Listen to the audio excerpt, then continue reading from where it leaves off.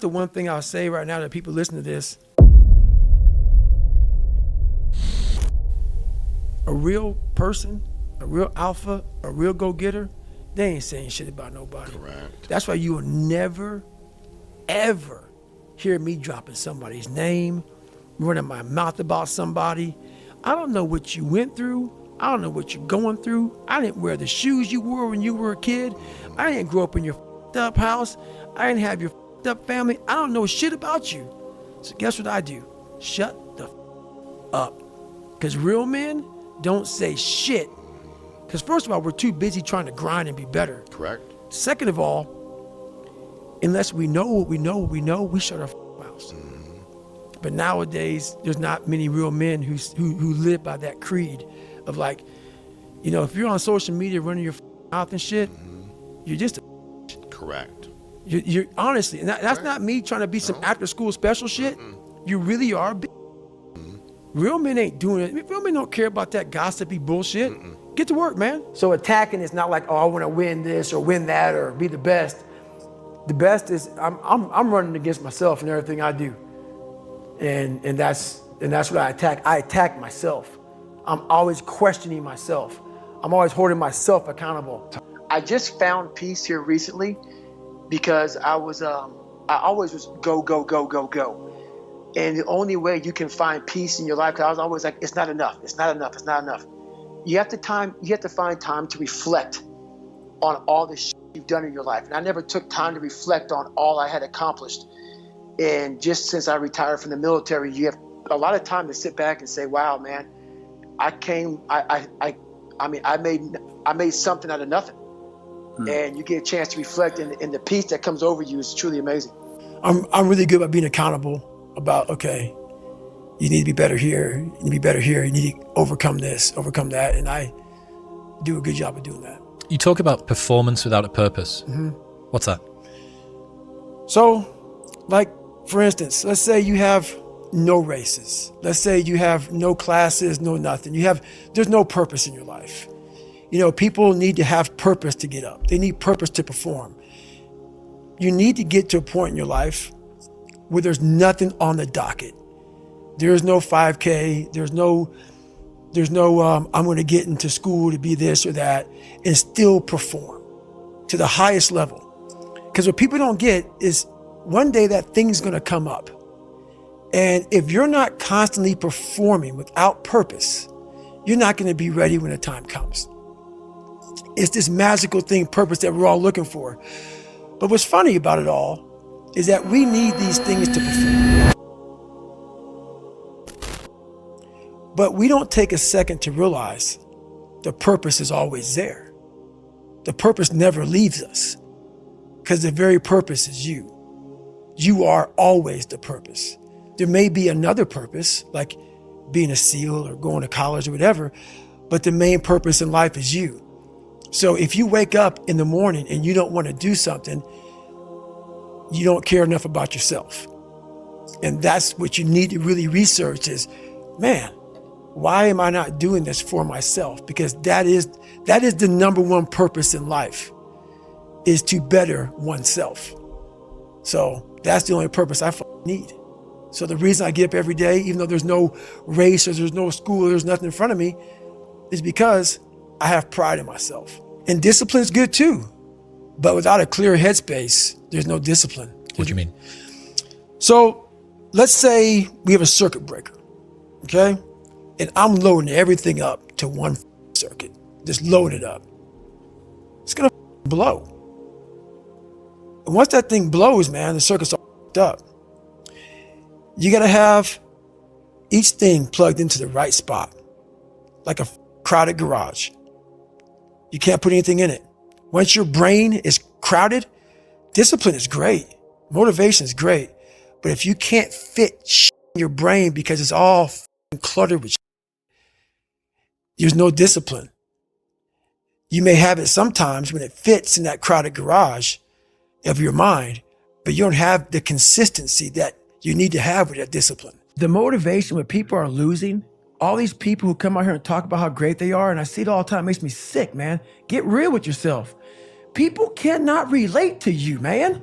You are relatable when you come out here and say, hey man, I'm the baddest motherfucker to ever live. Okay, great. Well, what am I gonna learn from you? You learn from people who are willing to tell you, this is where I started from. This is how much I fell on my ass. This is how bad I used to really be. I still have those moments because why? You're human. We're all jacked up, man. We're all jacked up. And that's what makes my story relatable. I'm willing to let you in to see I'm decently successful now. But I didn't come out like this, man. I didn't come out. That's the story, is you have to give people just a little bit of hope. There's no hope when they just see greatness in you everywhere. You have to be able to get yourself down to a level of check it out, man. There's hope for you. That's all I'm trying to give you. Just a little bit. And you have to first be uncomfortable with how you feel about yourself. With that voice that a lot of us like to run away from, we all have it. We all have that voice that's saying, hey man, you know, you're kind of wimping out right now. You're kind of being a little punk right now. But a lot of us say, okay, that's okay. It's okay to tell these little white lies to ourselves. So we first have to face the real you. The real me is David Goggins. The real me is a guy looking at you right now saying, I don't want to be on this show right now because I used to stutter as a kid. And I'm afraid of that. I'm afraid that here in a second, I'm going to start stammering and stuttering and the whole world is going to know that I have all these issues. But that's when I see right now, okay, Goggins, you got to go on this show. That's Goggins. Goggins is saying, okay, David Goggins, you're a punk. Life made you this way. We can't live like this. We can't live in fear. We can't live in judgment. We can't be afraid of what the people right now are looking at me saying about me. We cannot be afraid of that. That's Goggins. Goggins saying, all of you who don't like me, who don't want to, and that person then comes in. But you have to be David Goggins and say, man, I'm afraid of this. I'm here. Life made me this way here. I stutter. I have these issues with reading and writing, and I'm fat and I'm insecure. You have to face that in that dark room. In that dark room is who you are. But in that dark room is where you have to create another human being that walks out of that dark room to face who you are. That's the only way you're going to get over all those things. You have to create someone else. Not like you have two different personalities. It is you.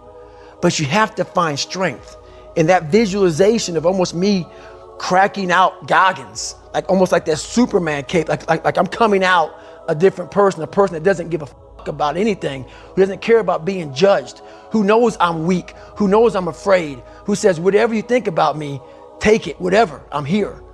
That's Goggins. All I put in my mind was, let's not quit yet. I'm gonna quit, but not yet.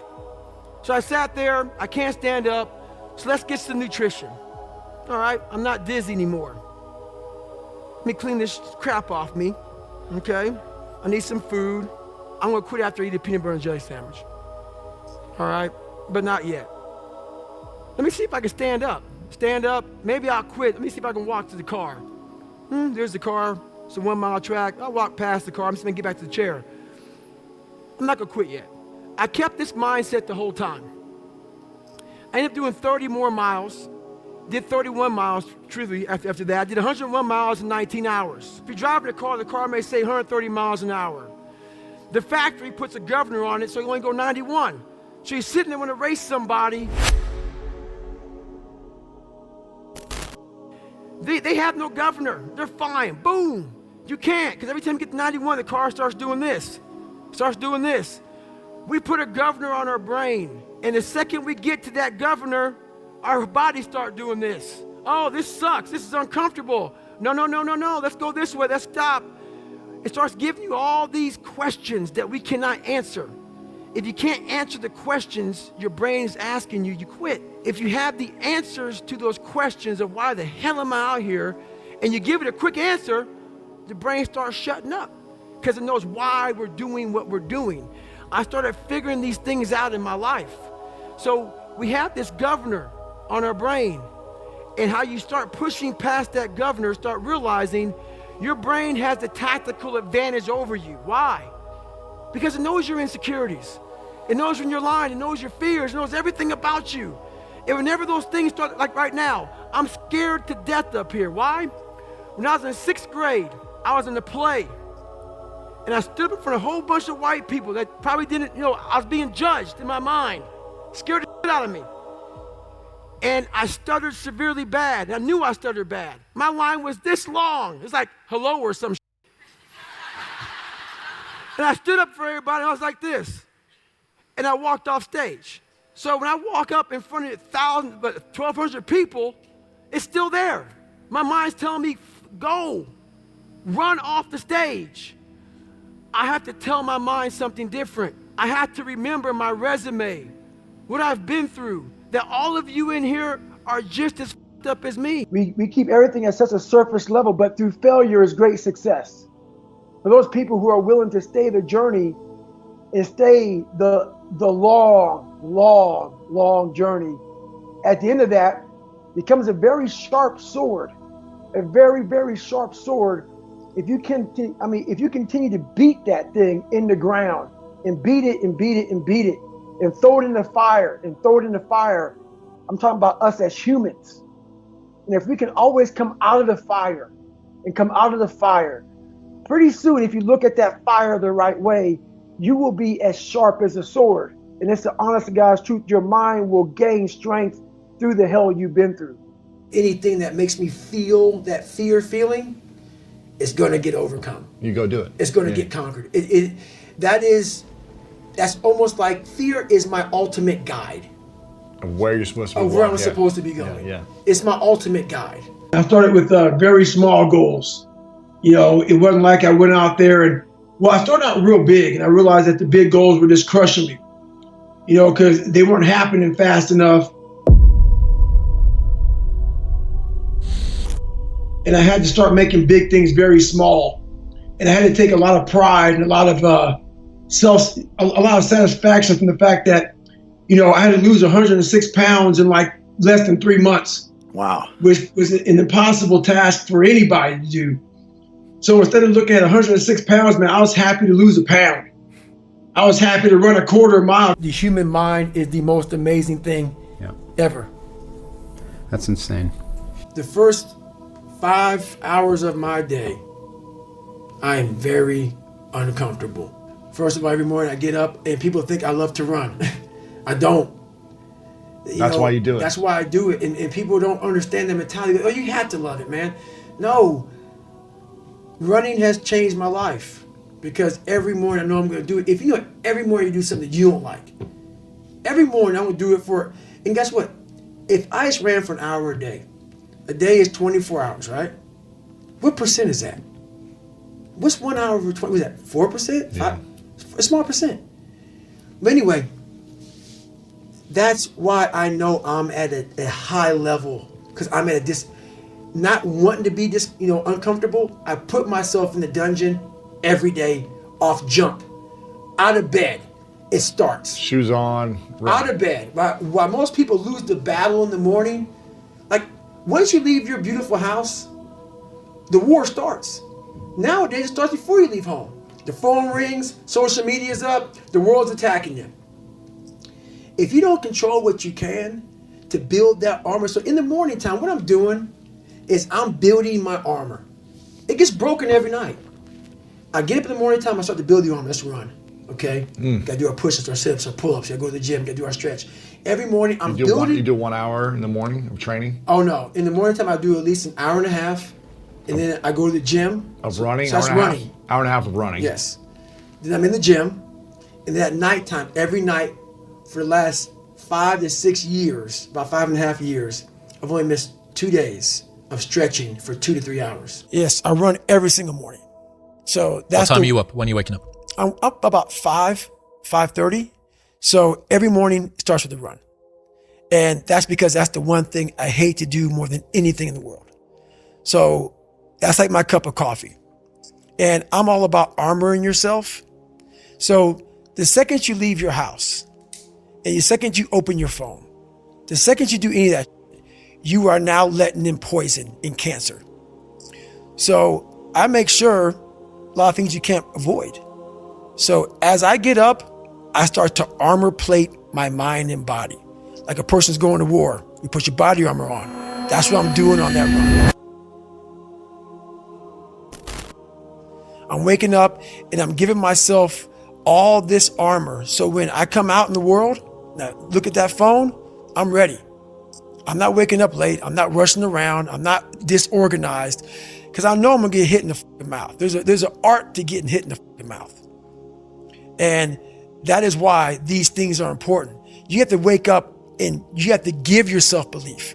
You have to give yourself confidence. So it starts with that run. So after the run, I come home, I eat something small. How long's the run typically at the moment? Nowhere under 12 miles. So 12 miles is the minimum. I believe in a higher power. Don't know the name, don't know where it's coming from, don't know anything like that. But I believe that this power, and visualize with me real quick. Let's say it's a man up there or a woman, whatever, and they have a chart. And when you're born, they say David Goggins, born February 17th, 1975 at 6 a.m. They write the chart down because they can see everything. They know exactly what you're supposed to be. They know what you're supposed to be. You die, you go to so-called heaven. You arrive at heaven, I'm 300 pounds. I retired as an Ecolab guy, which is okay, it's just a job, whatever. I go up there and God looks at me and he shows me my chart. And my chart on there says you were supposed to be a Navy SEAL. You're supposed to weigh 185 pounds. You're supposed to be one of the smartest people on the planet, this, all this. You see this. And now you're in heaven, you made it to heaven, but you're like, God, Doug, I was supposed to live that life. I was supposed to live that life. And then you find out that the reason why, because we all think that if we pray on it, if we do this, if we do that, whatever, if we don't work, we just, whatever, it's going to magically happen for us. No, I believe that when I'm all said and done with, my whole job is to outwork the chart. Whatever the chart says about me, the all-knowing power up there, I want to get up there and say, him look at me and say, I know everything. I didn't see this. I didn't see this. I want to feel that. I want to get to the other end of this world, and however I'm being judged, whoever's judging me, to look at me and say, I did not know. I had you at 185, I had you at this, but all this other I was riding as you were living it. I want to find more. All I can. And in that sack of shit, you have to dive in that to find more. Because if you're not willing to go in there and face yourself, you're not gonna find anything. You're gonna live right here on surface, man, right here on surface. So if there is an ending to this world and there is somewhere to go and there's a judgment, you're gonna get there and you might see a chart. And that chart may tell you who the you should have been. And now you get the rest of your life to think about that. Man, I could have lived a much better life if I just would have just suffered a little bit more. If I just would have went in that shit and realized I had so much more. But fear and the 40% and living here versus living here, being afraid, stopped me. So I'm a big guy in visualizing. I'm a big guy in making a world. It may not exist. To me, it does. To me, it does. And I'm overpowering myself every day. And you got to find tools to do that. That's the tool that I use. A negative mind will find any way to make the world fit his priors. Right.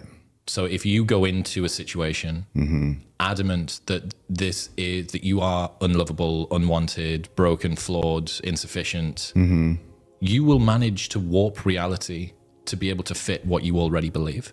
Admit it, you aren't like them. You're not even close. You may occasionally dress yourself up as one of them, watch the same mindless television shows as they do, maybe even eat the same fast food sometimes.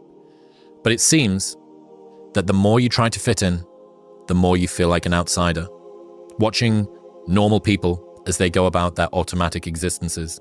For every time you say club passwords like, have a nice day and weather's awful today, eh? You yearn inside to say forbidden things like, tell me something that makes you cry, or what do you think deja vu is for? Face it, you even want to talk to that girl in the elevator. But what if that girl in the elevator and the balding man who walks past your cubicle at work are thinking the same thing? Who knows what you might learn from taking a chance on a conversation with a stranger? Everybody carries a piece of the puzzle. Nobody comes into your life by mere coincidence. Trust your instincts, do the unexpected, find the others. A lot of self-work can be summarized into thoughts aren't true, feelings don't require actions, things aren't good or bad, they just are. Our greatest enemy is ignorance. To change your life, change your surroundings. Our actions, not our pasts, define who we are. It's the same with everything, dude. Confidence. You know, the people who are on an absolute tear, whether this be in the NBA or in podcasting or in art or in music or in whatever, that are just, everything they touch is magic. And it just gets better and better and better. And then you see the people that are on the other side of that hill, and everything that they do just gets worse, and that reinforces their fears about it being worse. The baseball pitcher that's got the yips, right, just can't hit anything at all. Imagine a rocket ship, and the pace of your personal growth is the velocity of your rocket ship, and other people are moving it along as well. One of the problems is, if your rocket ship's moving quicker than theirs, you start to outstrip them. And after you get sufficiently far apart, there's just fewer things for you to relate to. There's fewer things for you to talk about. There's a degree of tension between you and them, and they can sense it and you can sense it. And even if it's not spoken, it's kind of unspoken. And one of the worst things that happens is, okay, you outgrown one group and then you see, oh, there's a person that's ahead of me. And then your personal growth continues to go by. And this isn't making some value judgment. This isn't saying that someone who does more meditation or spends more time fucking thinking about their emotions or whatever is better or worse. There's no value judgment. My point is just that being able to relate to other people is something that is hard if you are not moving at the same kind of pace and in the same sort of position as them. And I give you all the sympathy in the world, but it is worth it. I promise you it is worth it. So hold on in the desert. Happiness is being satisfied with what you have. Success comes from dissatisfaction. Is success worth it then? It's supposed to be hard. Everything worth pursuing comes with a little pain. The trick is not minding that it hurts. Whatever negativity is consuming your thoughts probably won't matter in 3 months' time. In 3 months' time, you won't remember the corrosive texture of your mind, or the boring, repetitive things that you thought, or maybe even what you were worried about. But all of that time that you spent worrying will have still passed. So you are sacrificing your joy and presence in the moment for a problem which you won't even be able to recall in the future. So immortality is literally the only life where such flippancy with the days that you're alive for is acceptable. Problems are a feature of life, not a bug. There will never come a time when you have no problems. What? Did you think that you would just wake up one day and you're going to cease having problems? Like completing a video game and leveling up to a map where there's nothing there. That is never going to happen. Your problems will change, sure, but having problems is going nowhere. Dealing with problems is the cost of doing business as a human. It's not a personal curse on you. The Queen of England died 18 months ago. She ruled an entire nation and accumulated more wealth than 99.9% of humans. And yet, you haven't thought about her, except for right now. No matter how big your dreams, you're gonna die. Everyone will move on. Do what you want. It sucks to not be liked, but it sucks more to not be yourself. You're going to lose sleep. You'll doubt whether it'll work. You'll stress to make ends meet. You won't finish your to-do list. You'll wonder whether you made the right call and have no way to know for years. This is what hard feels like, and that's okay.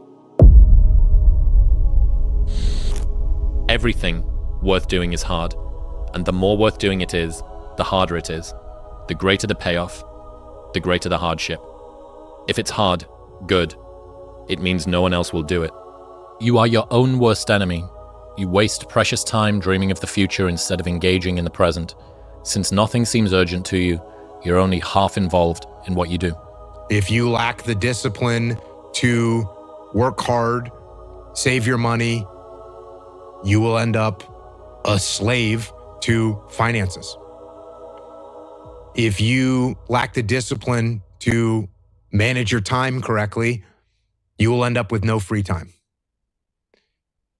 If you have self-discipline, if you have the discipline to save your money and work hard and invest your money properly, if you have the discipline to manage your time correctly and not waste a bunch of time, if you have the discipline to exercise and eat healthy, you will end up with freedom.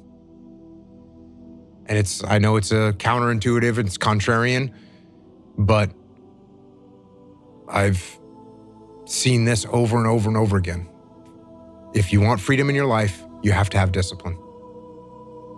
Because you're sad, now you're going to make a bunch of bad decisions because you're sad. No, it doesn't work like that. It doesn't work like that. You're sad, okay. You get emotional sometimes, okay. Got it. Now get control of your emotions and carry on with your life. And sometimes you're going to get hit with those waves, and that's okay. I think that's a big misconception. It sort of relates to what you're saying.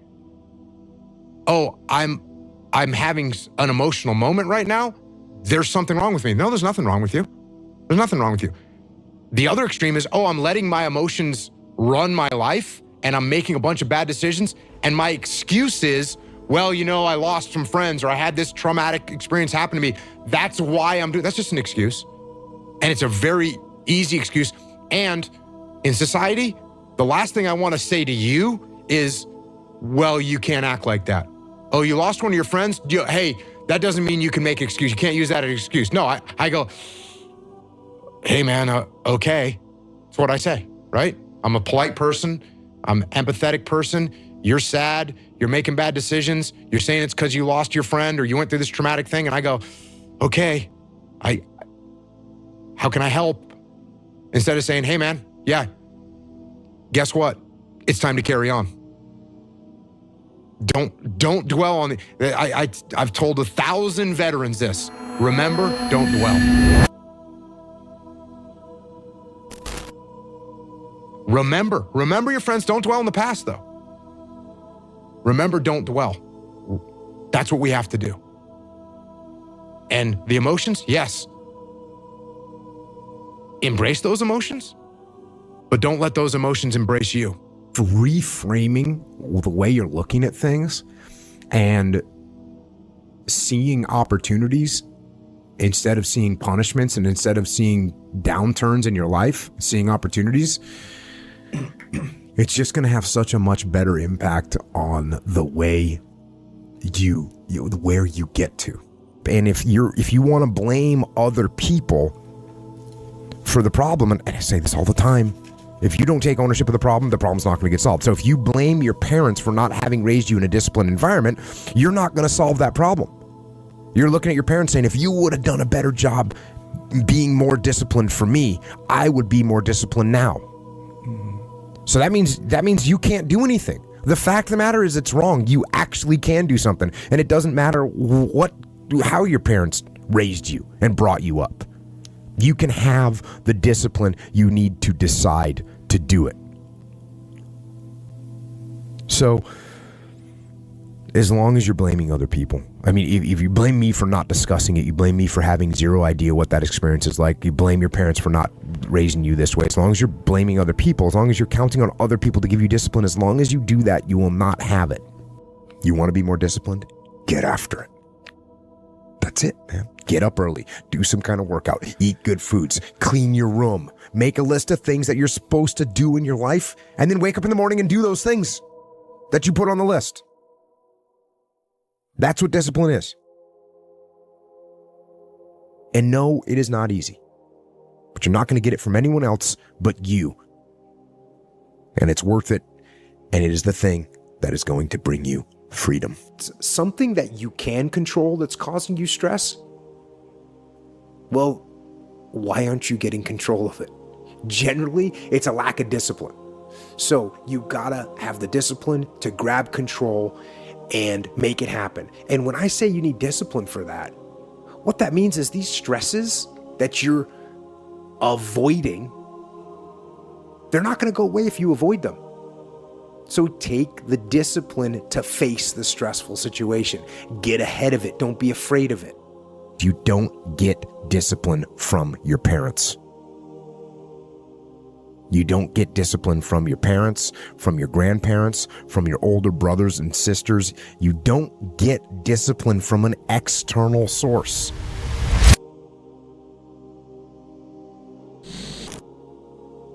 You have to get it from you. That's what self-discipline is. You get it from yourself. You get it from you. People want to know how to stop the laziness, and they want to know how to stop the procrastination, but they don't know where to start. And so they say, hey, where do I start? And when's the best time to start? And I have a very simple answer for that. Here and now. You want to improve? You want to get better? You want to get on a workout program or a clean diet? You want to start a business? Where do you start? You start right here. And when do you start? You start right now. You initiate the action aggressively. You go. Because the idea isn't going to execute itself. And the book isn't going to write itself. And the weights out in the gym, they're not going to move themselves. You have to do it, and you have to do it now. You got to stop thinking about it and stop dreaming about it and stop researching every aspect of it and reading all about it and debating the pros and cons of it. Just start doing it. Take that first step and make it happen. Get after it. And get after it here and now. Work, a lot of work. You know, when you're watching TV or you're, you know, looking at Instagram or you're, you know, going out for dinner on a date and you go to a movie, I'm not doing that.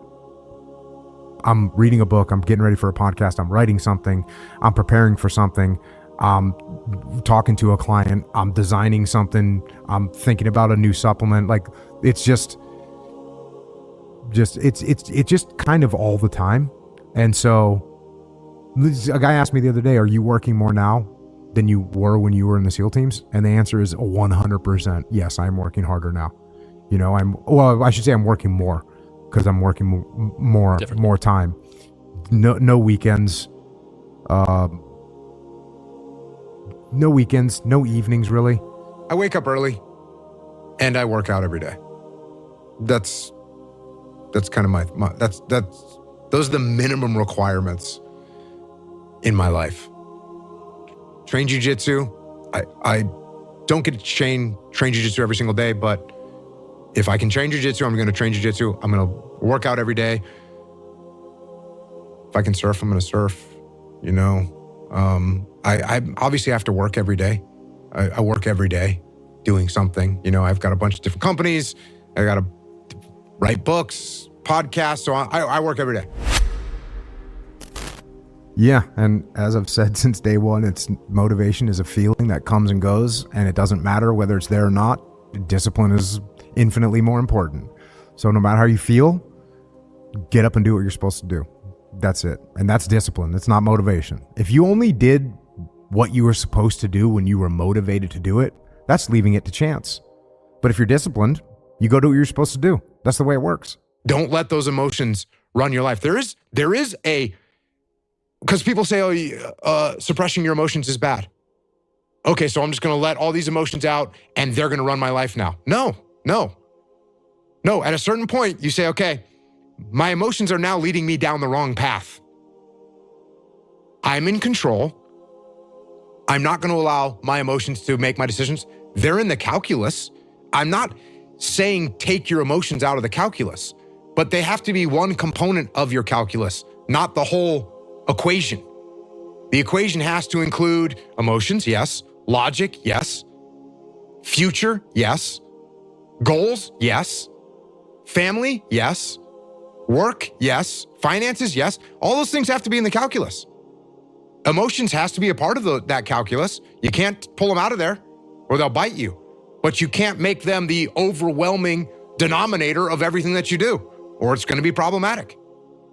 What do I mean by winners win and losers lose? I get asked this question all the time. I want to share it with you today. Winners are people that everything that they do, all the habits that they instill are the habits of a winner. A winner isn't a final product. A winner is a lifestyle. A winner is a concurrent set of actions that lead you to a final destination. Same way is for losers. Usually losers inhibit behaviors of losing people, who they hang out with, what they eat, what they listen to, what they consume on a regular basis, how they think about themselves, how they view the world. They view everything through the lens of a loser.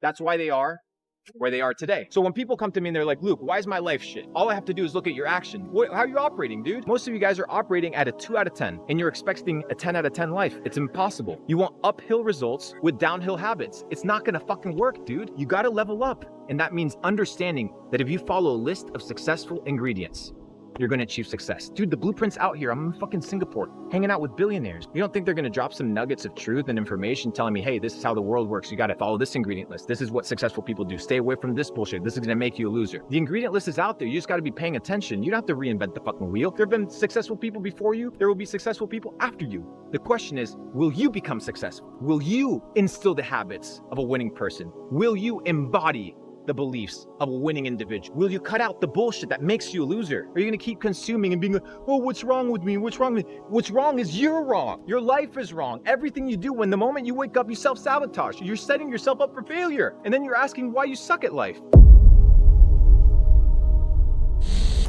You suck at life because everything that you do is sucking and draining you away from your fullest potential. Focus on leveling up, motherfucker. Focus on winning. Every single action, everything that you do, focus on winning. Focus on becoming a champion. And you know what the outcome will be? You will become exactly what you put in. You will become the outcome of your actions. You will become the outcome of your decisions. I'm a winner. And I'm not a winner by what I've achieved. I'm a winner by what I do today. Not what I did yesterday, not by what I do tomorrow, not how you perceive me, but how I perceive myself. Did I cheat myself today? Or did I win? Did I beat myself at this game of life? That's all that matters. I ain't competing with you. I ain't competing with him, with her. I'm competing with myself. Winners win, losers lose. Pick a fucking side and go after it. Most people don't focus on their mindset. Most people are focused on exterior factors. They think that everything that happens to them is by chance. And they don't realize that a lot of the things that happen to them are things that they attract. Because you attract the things that you are, and you are what you do. And you do what you think about. So it's all a cyclical loop. Most people don't understand the power of the mind. That's why they haven't tapped into the power of the mind. And the power of the mind is one very simple thing: the ability to direct your attention towards a specific given objective, and then to have the willpower to pursue it. Most people, obviously, don't know where they're going because they never have a goal. You need to have a clear goal. If you don't have a goal, you don't know where you're going to go in life. If I ask you today, what's your financial goal for this year, for the next 5 years, for the next 10 years? Would you be able to answer? Would you be able to say, yeah, this is my goal? And I'm not talking about how many millions of dollars you want to have. I'm talking about the positioning. What type of business are you going to have that's going to generate cash flow? What type of investments do you want to have? You need to be able to be very specific about the life that you want, about who you want to become. Mindset, your ability to develop thoughts, is extremely important because your thoughts dictate and create your reality. Thoughts lead to actions, actions lead to behaviors, and behavior leads to lifestyle. What would you tell 19-year-old version of Luke Belmore if you had the chance? What would I tell Luke Belmore if he was 19? That it's possible. That you can do it. Whatever you want in life, you can have. Yeah. But you're going to have to pay the price. The price. Winning is about accomplishing your goal. If you say you're going to accomplish it, if you accomplish it, you win. If you don't accomplish it, you lose. That's it. No philosophy, no science. If you say you're going to do something, you don't do it, you lost. You're a loser until you do the winning habit, until you perform the winning behavior, and until you receive the winning outcome. Winners win, losers lose. It's very simple, bro. You do it or you don't do it. And it's, what are you giving your energy to? Are you giving it to some motherfucker out there? Right? Or are you focusing that energy on developing yourself? So many people are distracted with garbage, distracted with noise, distracted with poor relationships. And then they look at their life and they're like, what's wrong? You're what's wrong. You're just responsible for what you do. You're responsible for how you act and how you react to situations that come your way. You'd be surprised how much a good attitude controls a situation, how much control you have of a room and an environment based off of your behavior and your tendency. Somebody always sets the tempo, right? So are you responsible for how other people operate? No, not at all. But can you inspire people to operate a specific way? Absolutely. most of the pain that people experience is purely in their own minds. There's this line that I heard David Goggins say, "I'm David Goggins, bitch." I remember him saying it, and I thought to myself, like, you want to be able to say that in the mirror to yourself and not laugh at yourself. Mm-hmm. And the only way that I can do that is know that when no one's watching, I work harder than when they're watching. And thinking about it like that has given me this persistent and ever-present scorecard or third party that's like, no one's watching, which means now you have to work because otherwise you're full of shit. So after I lost everything for the second time, think about, like, I tell the story, but it's very easy to gloss over. But think about this.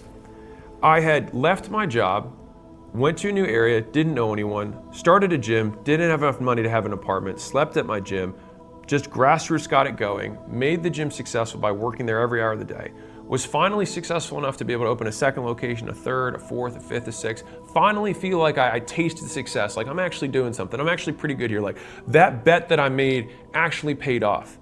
And then I lose it all. And so I sell all those locations, I put the money in a new thing, and then it's gone. And so I could look back and say, wow, I just spent all those years and I actually have nothing to show for it.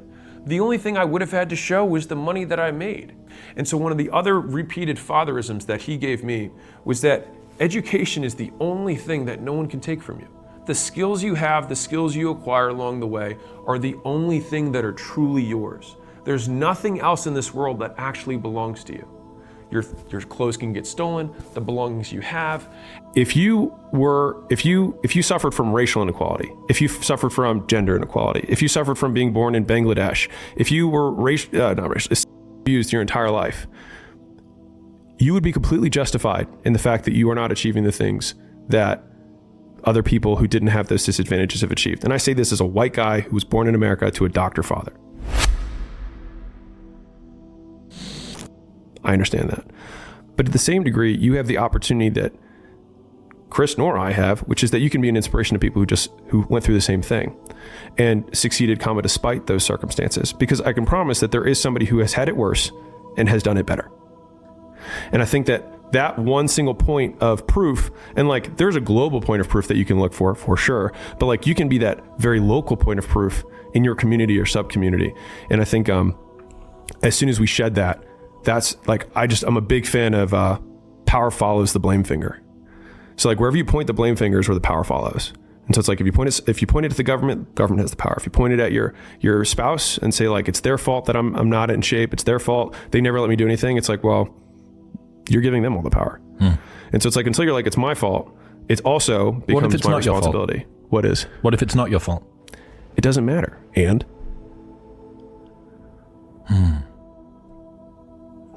like I can't run marathons because I lost my leg at birth.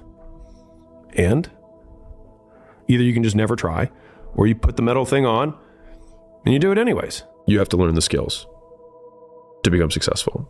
And oftentimes learning those skills is painful because you don't know the skills when you're trying to learn them, and mistakes hurt.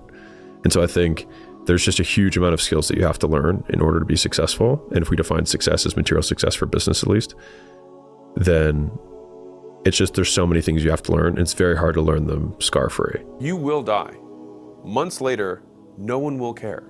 And so why care about what they think so much when they care so little about what you do? Like, take the risk, right? Shake off the losses, shake them off. Because in the end, you live for the story only you can tell to the only person who was there with you the entire time, which is you. You might as well make it epic because you're literally the story writer and the story listener, the story consumer. We're born alone and we die alone. Even if other people captured your entire life, they still don't know what was going on in your head. They don't know your intentions. They don't know what you were thinking through at every given moment. Only you do that. That's why being able to, over time, in my opinion, be the judge, jury, executioner of your own faith and your own judgment is one of the most valuable things you can do, because you're the only person who can say, good job. You might win in some circumstances and not have tried. To me, that's a loss. Because you know you could have put more in. You didn't empty the tank, right? You left some on the field. The other extreme if you followed a logical thought path and you moved mountains to try and accomplish something, and if you actually had exhausted every possible path that you could think of, truly, beyond costs that were not worth the price of whatever you were trying to get, you exhausted all of the paths that were worth it, and you don't get it, other people may have said that you lost. But you know there's nothing else you could have done. And so you can still say, good job. So I spent 5 years building a chain of gyms. So I had 6 locations. And after that, I sold 5 of them. I shut one down. And then I transitioned to doing turnarounds. In the transition between shutting my gyms down, I got a big payday because I sold my 5 gyms. Big for me, relative. I took all that money and I put it into the next thing. The partner that I had in that next thing ended up taking the money and disappearing, filing bankruptcy, and sending it to his girlfriend in Sweden. I couldn't make this up. So there was no way I could get the money back, and he had filed bankruptcy. So there's no course of action for a lawsuit. And so a lot of people would probably go through that mental situation and think, and I went through this, was thinking, I just wasted the last 5 years. Like I literally started a chain, built, like put everything into the second location, put everything in the third location, the fourth location, fifth, it kept going, right? I kept doubling down, and then I get my big payday and I put it all on black, and then it disappears with one spin of the roulette. And so here I am, and I'm like, I have nothing to show for the last 5 years of work. But then in the next 12 months, I made more money than I'd ever made in my entire life up to that point. The 5 years I made more profit the next 12 months than I made in the last 5 years times like 5. And it was because, and this is I was only able to realize this in retrospect, which is why I'm sharing it, which is that the thing that was the outcome of those 5 years was me and the skills and the experiences that I possessed through going through it. And so whatever the next mountain that you're trying to climb is, of course it's going to be higher, but it's going to require you to go through the smaller mountains to get to that point. So, because the more able you are, the more able you realize you can become. And you will get way bigger outcomes from the things that you had, like the path that led you here, than you think you can. That's why since that moment where I lost everything, and then I was able to make more in the next 12 months, I realized that no work is wasted because I am the output of the work, not the outcome. And that was one of the biggest frame shifts for me in never thinking that work is wasted, because the more I work, the bigger my work ethic, the more my work capacity increases.